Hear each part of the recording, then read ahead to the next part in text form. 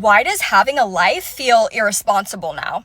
It's like every time you try and enjoy your life, it feels like you should be saving instead, seeing friends, having hobbies, doing things outside of work. And I get that saving matters, but at some point it stops feeling like you're preparing for the future and starts feeling like you're postponing your actual life. And I don't think that people are frustrated because they want luxury. I think they're frustrated because a normal life feels like it keeps getting further and further away. Okay, really? Are we not worried about how unlivable America is right now? Like, girl, the paychecks are not, you can't even budget that. You can't save, it just goes straight to bills or something that you gotta buy. Hey YouTube, everywhere you scroll right now, people are talking about being broke, struggling, and somehow still seeing non-stop clips of luxury trips and expensive lifestyles online. This is a TikTok compilation that kind of shows the reactions and the bigger reality behind the cost of living, travel, and why normal life feels harder to justify. The real focus here is how perception and reality are splitting apart, where people feel financially stuck, but are constantly shown a version of life that feels completely out of reach. It's not even about the money anymore. You can't get anything. Like, enjoyment in and of itself is pretty much gone. You have to plan it all out in advance. I was talking to my sister this week, and my family and I want to go on a vacation to the beach. And looking at the vacations, it is $5,000 to $7,000 for a vacation house for the weekend. That's a $5,000 house is 3 bedrooms. So 3 couples splitting the $5,000 place for 3 days. If you want to go by yourself and get a hotel, it is $1,100 starting to get a hotel on the beach. It was not this bad before. And even when there were prices that were this much, you weren't completely locked out of the entire city. At this point, you're locked out of the entire city. I want to go to Zed in the Park. I'm excited to see Progressive House. I'm sitting in the line to get tickets. I get in at 10:02. There are no GA tickets left. Only VIPs left. No matter what day I do it for, there are no GA tickets at all. The entire thing sold out. And I guarantee you, I'm going to get on TikTok and get all these people, oh, I have Zed in the Park tickets for sale. I have tickets for sale. I have tickets for sale. I am sick and tired because it's not just the government, it's you people. You really believe you are your own little fucking ticket master, you and your fucking bots, buying the tickets for everything and reselling them to people. And y'all are sitting on shit because nobody's going to pay for that. And it's not about the fact that people don't have money. Some people do have money to blow on just the things that they enjoy, but they're not going to pay you. They're not going to pay some regular person. They're not going to pay a reseller. They'd rather miss out than give you any shred of coin. And I don't blame them. I'm sick and tired of this. We're all in survival mode. You can't thrive at all. If you have any money for yourself, where you can do things, or you can be outside all summer, you're paying $1,000. I swear to God, for anything. This is about to be the only low-cost thing I would be able to do all year. But I can't even get in because VIP is now $700. Mind you, the tickets were $160 for the whole weekend. $420 for the whole weekend if you're a VIP. The tickets are $700. You're the problem. What are people doing? The economy is so messed up right now. Food is so expensive. Gas is so high. Companies are not hiring. People are getting laid off rapidly. You cannot even find a part-time job because even if you want to do something part-time and if you have kids, how do you get to work? Unless you can find a job that's a work from home, which that is so difficult to find, right?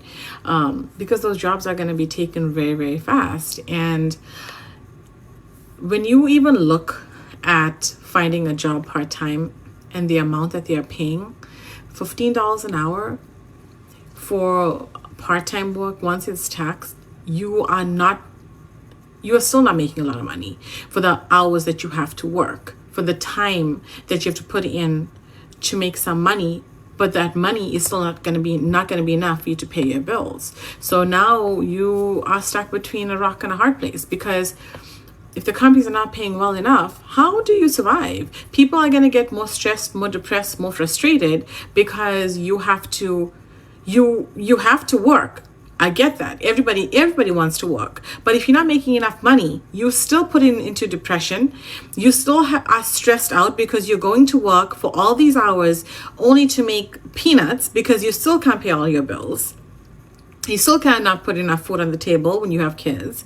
So what's the solution here? Like this is getting out of hand. This is so crazy. It's like, what are they going to do next? The credit cards, people cannot pay their credit cards. I mean, I also deal with customers who, and this is why customers are so angry, because it's like everything is going up, and then when you have to deliver information to them, you know, they flip out on you. I mean, I get it. I can definitely put myself in people's shoes, because financially it's hard for everybody. It really is. So it's like, what's the solution? What are we going to do? This is so crazy.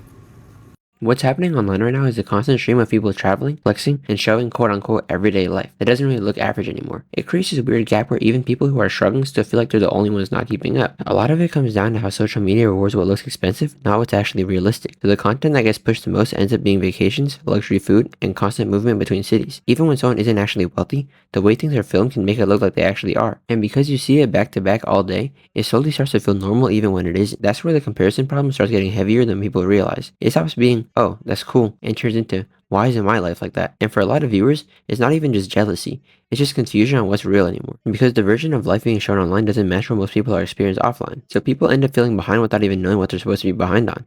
And that mindset carries into everything else, especially money and expectations. It makes normal life feel smaller than it actually is. And that sets up the next issue, which is what everyday survival actually costs now. I'll give you a recession indicator. Go and drive around any neighborhood, your neighborhood, and see how many for sale signs you can spot in your neighborhood. My neighborhood, at least the part that I drive through, okay, I can spot at least 10 for sale signs alone. Multiple of them popping up within the last 2 weeks. Okay, my street alone has 3 houses that have been for sale or for rent. Okay, one of those has been for rent for over the last year. Perfectly fine house, nothing wrong with it, at least from what I can tell. Why isn't anybody coming to buy it? Oh wait, because they can't fucking afford it. Go on Zillow or any apartment rental whatever app and see how many houses and apartments are for sale or for rent. The amount is astronomical, but so are the prices. It seems like they're just not catching the hint, are they? Like, something's gotta give, because I want to know so badly the percentage of people my age that their parents are helping them. And that is completely fine. I wish that I was in that position. I think sometimes I feel a little bit jealous because I know that my friends definitely have their parents helping them. I haven't had a dime from my parents since I was probably 16. I've been working since I was 16. I worked all through nursing school. Everything that I have is in my name and I pay all the bills. My rent, I live alone. And I don't say this in like a flexing way. I know what I do for work. And like, I can't afford half of their lifestyles. Like, they are constantly traveling. They're buying designer. And like, I'm 25. Like, if they're not in healthcare, they're probably just a couple steps up from a entry-level position somewhere. And I'm just like, how? Your parents have to be helping you. Or am I just doing something wrong? And I'll never ask them. It's so not my place. But like, there's just, math isn't mathing, I don't think. Like, I'm really... The baseline cost to live has reached a point where it feels like you're always playing catch up no matter what you do. Rent alone takes up a huge part of the income in most places, even for smaller or shared spaces. Then you add on food, gas, insurance, and random bills that never really stop coming. And it doesn't feel like you're building anything, just maintaining survival. A lot of people aren't thinking about luxury anymore. They're thinking about how to have a stable week. What makes it worse is that income hasn't really kept up with the same pace everything around is growing at. So even people working full-time still feel like they're falling behind slowly.